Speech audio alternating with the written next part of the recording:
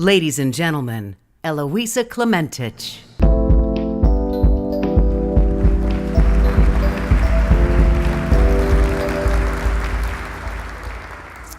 By a show of hands, how many of you have ever been to a Mexican-Serbian family reunion?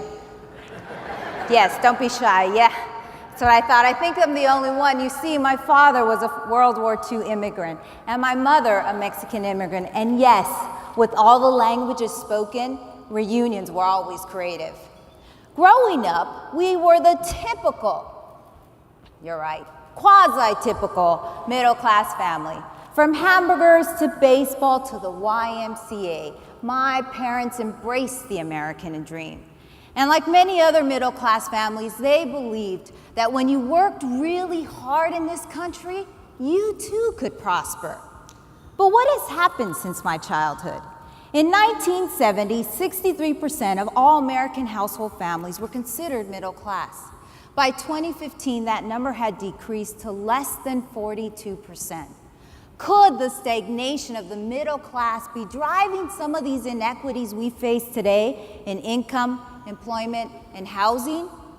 I believe that sustainable economies grow when a region can find that positive intersection between economic and social demands, focused on an economic growth strategy undergirded by upward economic mobility.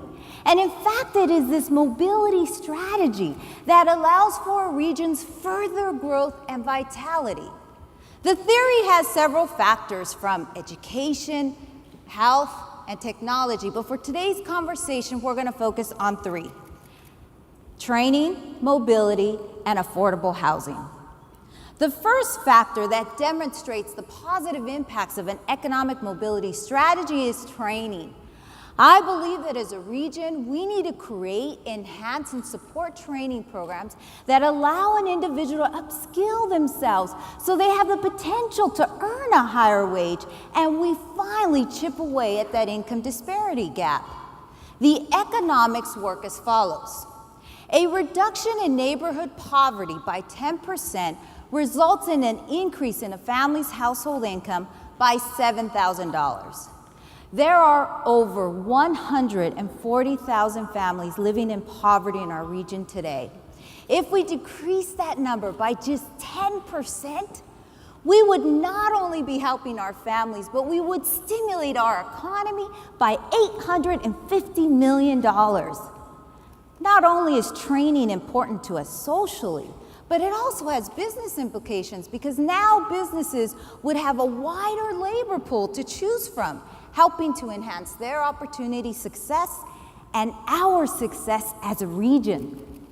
The second factor to consider is mobility. Now, for mobility to be effective, we have to undertake this as a region. Why? Because economies do not have borders. And in fact, 70% of our region commutes to a different county every day to go to work. And similarly, businesses have clients and supply chains that cross over city boundaries. Hence, pointing to the need of a regional transportation system that gets people and products from where they are to where they need to be in an effective and efficient manner. The economics are clear. If we reduce a worker's commute time by 1 hour a week, we could effectively increase that worker's wage by $1,000 a year. Let's say as a region, we're able to do this with 20% of our region's workforce, we would have stimulated our economy by $460 million. What's in it for businesses? They too benefit because now they have a workforce that's readily available, first, second, or third shift, meaning they will experience productivity gains and we as a region will be more competitive.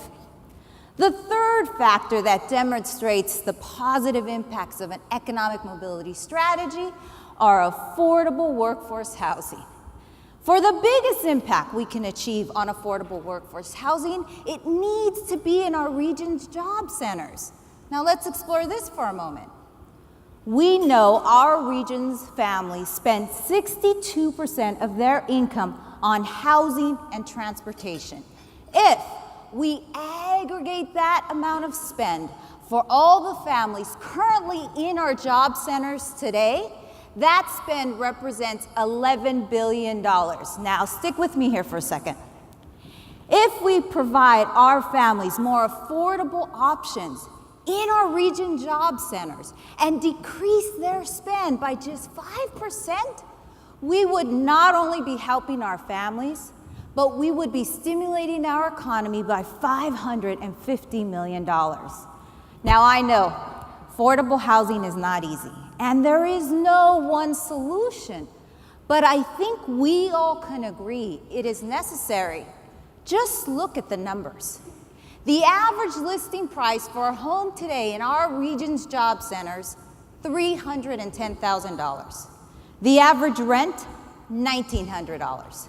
This means that less than a quarter of our region's households can even afford to live in a job center today. We could debate my numbers, we could, but I think if we did, we would be missing the point. An economic growth strategy undergirded by economic mobility is important to us socially, no questions asked.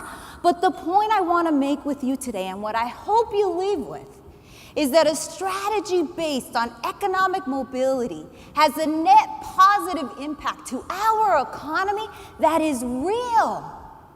When our economy focuses on factors like training and mobility and affordable housing, we as a region are able to attract and retain our workforce, to sustain the success of our businesses, to help ensure our quality of place, all while improving the lives of every single individual who calls this region home.